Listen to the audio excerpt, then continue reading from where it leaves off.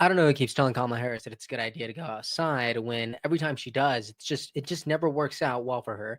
But I digress. She went outside. She said something a little silly, and I want us to talk about it. Also, Stephen Miller just continues to go off on what is going on with the fraud in Minnesota, and I want us to talk about that as well as something new and awesome that just broke from Secretary Kennedy and FDA Director Marty Makary. And I'm excited to talk about all of this. So welcome back to the Adam C. Moreno Show. Please like, subscribe, turn on the bell, and let's dive into all this news together. And now here's Stephen Miller with Dana Bash going off on what could end up being the biggest fraud scandal in American history. Check this out. For daring to highlight the massive fraud happening in his state. Watch this. I think this idea that the Somali community is to blame for this because they didn't do more, I think that's how we got into this. And that's, again, I know we're not going to lose the whole plot here. All this work that's being done, Donald Trump brought this to the attention like this is something brand new. This is not brand new, and it's been being worked on, but he made it white hot and very dangerous. Could I just say that the fact that I didn't hear about this until President Trump started talking about this, I think that's kind of a red flag. This fraud is as bad as I think it is, and you're pretty much saying, oh my gosh, you're only talking about it because President Trump is talking about it. Yeah, because we're talking about $1 billion, and if you're saying that, oh, it was being worked on before, you're doing a pretty bad job of talking about it. You are involved in essentially the stealing of $1 billion of taxpayer money from your state. And we're only talking about it now. It's only being brought to the attention of in the national conversation. And now, after 5 years, what's going on? And you have the audacity to say that President Trump is a problem? No, I don't think so. I think you're the problem. Stephen, it's the president's fault that the Somalis stole $1 billion in counting. Yeah, so it's obviously it's obviously on your heads. Well, he's right about one thing. It's not brand new.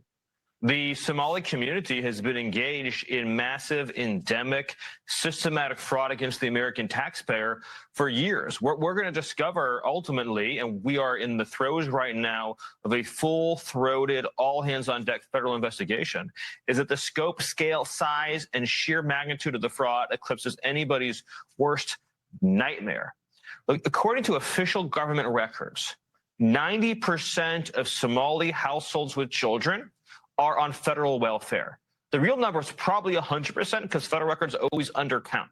So you're talking about a population that has been imported into Minnesota in which virtually every single member of that population is receiving welfare from the federal government. This could very well end up, Laura, being the greatest financial fraud scandal in American history. And it is some really intense stuff that we are talking about. And it feels like we're talking about this every day. Every day it just gets worse and worse. Oh, and Omar continues to dig a worse grave for herself. And it is just terrible, but not as terrible as it's already been for the residents of Minnesota, the people who are actually feeling this destructive pressure. I can't imagine the relationship that they will have with public officials after this moment of experiencing their government waste so much. I think that is just shattering. But here's some good news from Secretary Kennedy. He says, we are putting America first. It's a message from Dr. Marty Makary, FDA director. Check this out. It's good news, I promise.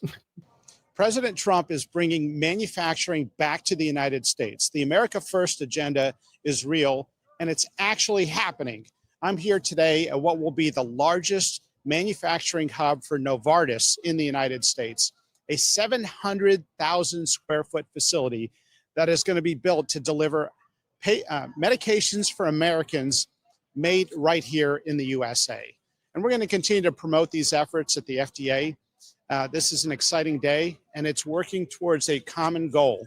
That is more cures and meaningful treatments delivered to Americans more quickly and safer. There we go. And why is this good? Needless to say, this is going to create more jobs for people. It's going to make us be less reliant on other countries. It'll make the medicines that we do end up consuming a little bit more available and a little bit more affordable because we are producing them here. So I just think that that's going to be a net positive. I know some people in the comments are going to say food is medicine, exercise is medicine, and I wholeheartedly agree with you. I know some people don't like this conversation. But if it's going to happen, why not make it a little bit cheaper? Why not make it a little bit easier? Why not create jobs while we're at it? And now talking about Kamala Harris, I don't know who keeps advising her to step outside and encourage people, but nonetheless, she stepped outside to try to encourage people and talk about the future of the Democratic Party, as well as throw some shade at President Trump, which I really do want to talk about. And so, real talk, right? So in comes Donald Trump, casting himself as the change agent, but with empty promises to the American people. Under his leadership, we all know prices are up, inflation is up, unemployment is up, healthcare costs for millions of Americans are about to double. We all know that in the midst of all this, the truth and reality of the moment, that just a few days ago, he said the economy was, I had to count the pluses, they're 5. A plus, plus, plus, plus, plus. That's what he said when asked, rate the economy. A plus, plus, plus, plus, plus. There is nothing A plus about any of this.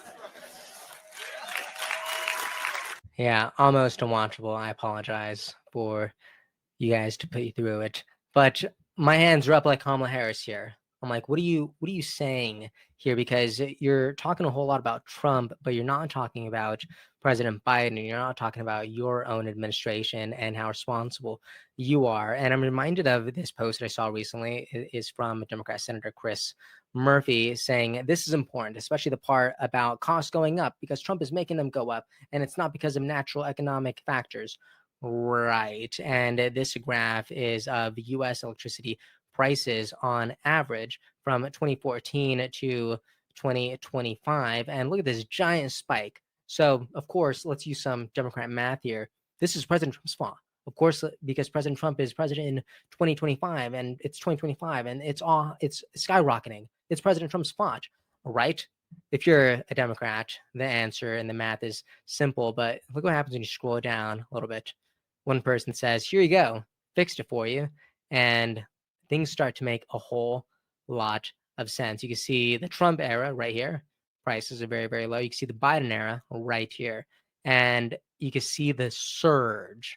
Look at that. And then President Trump, again, inherited this. Now, there are a lot of other factors here. I don't think we should undermine what happened during the pandemic at all. That obviously is spiked inflation. It was an economic disaster. So much happened during that time. And I believe that this graph that we look at here, which is US electricity price, that's obviously going to be reflected by that. So if you were to ask me, that is important context to include, but for Chris Murphy, no, they don't want to include it because it makes them look terrible. And look at this. It reminds me of the Democrats whenever they posted this. It's their official handle, the Democrats. It's not available anymore. They took it down because they were saying the same thing. Look at this. Prices are higher today than they were on July 24, all in major categories listed below. And again, it's a very similar graph, right? You see 2025 right here, and then you see 2019, and everyone's looking at 2025 and it's like, oh, look how terrible it is. But again, President Trump, he was in office here, and now he's in office here. And what happened in between this giant section where it's the surge? It is President Biden. Again, you can also say it was the pandemic, but these guys aren't including context, so we need to insert that context. And after they posted this, they were just destroyed in the comment section. And I wish I could show you that, but they deleted it. So nothing to show, unfortunately. But thankfully for us, we also have Kamala Harris here, who looks a little eager to step into the light again when someone gives her some false hope that 2028 has her name on it. Look at this.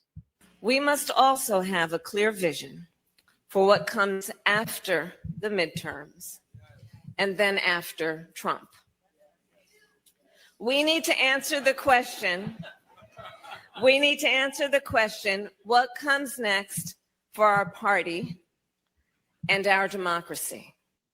And what comes next, unfortunately, it doesn't look like it's Kamala Harris, because if you look at the betting markets, Polly market, which I don't know if you guys trust at all, but I do think it's an interesting time to live in when people could put their money where their mouth is on their opinions or their thoughts. So look at this. The trading volume is $365 million. The question is Democratic presidential nominee, and you can see the top people here: Gavin Newsom 36%, AOC 11%, Josh Shapiro 5%, and Pete Buttigieg at 5%. But let's see if we could see Kamala Harris if we zoom in all the way. Nope, I don't see Kamala Harris anywhere. Maybe if we scroll down, here she is, Kamala Harris at 4%. There you go. So according to the betting markets, Kamala Harris is going to be a hard pass in 2028. But you know what? I can't predict the future. I don't think anybody can. But I'd love to know what you think about this. What do you think about Kamala Harris these days? Do you think every time she steps outside, things just get a little bit worse for her? You let me know. And tell me what you think about Stephen Miller just going a little bit off on the fraud. Or do you think it's just deserving? Like, it is entirely indescribable how corrupt the Tim Walz administration was here. And thank goodness he is still the governor and not our vice president in an alternate universe. Can't even imagine that. But I'd love to know what you think about all this in the comment section. And if you made it this far, please like, subscribe, turn on the bell, all that jazz. And I will see you all next time. Thanks for watching. Episode's over already? Geez, that was fast. Well, they say beautiful things do not last forever, but feel free to watch and listen to another one of these episodes if you're interested in those conversations as well. Also, this next part is huge. Make sure to obliterate that like and subscribe button and turn on the notification bell so you never skip a beat. I also have a newsletter where we dive into the news, politics, and ideas that shape our future. If you're interested in signing up, I'd really appreciate that. Anyways, that's the end of this episode. Thank you so much for watching and listening, and I'll see you next time.